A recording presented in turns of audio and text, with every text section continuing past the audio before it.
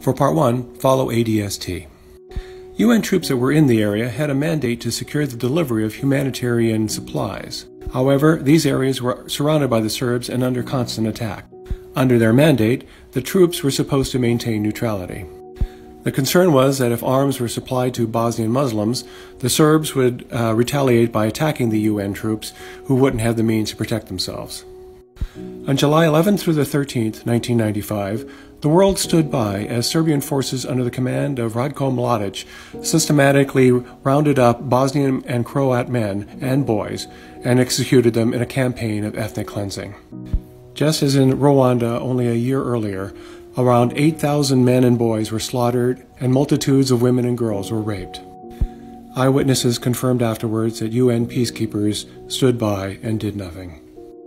The unrelenting horror of Srebrenica, Sarajevo, and other places marked a turning point in the thinking for the U.S. and others.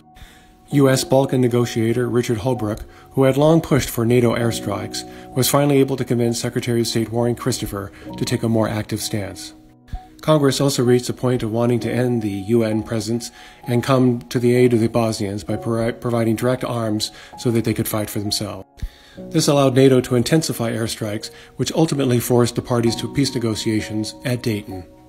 In November 1995, Radovan Karadzic, the so-called president of the Republic Srpska, and Ratko Mladic were indicted by the International Criminal Tribunal for the former Yugoslavia in The Hague. They were later sentenced to life in prison. In 2018, a Sarajevo court acquitted Commander Nasser Oric of war crimes. The judge said the case was based on imaginary evidence. He is still considered to be a hero by many Bosnians today. ADST, follow us for more.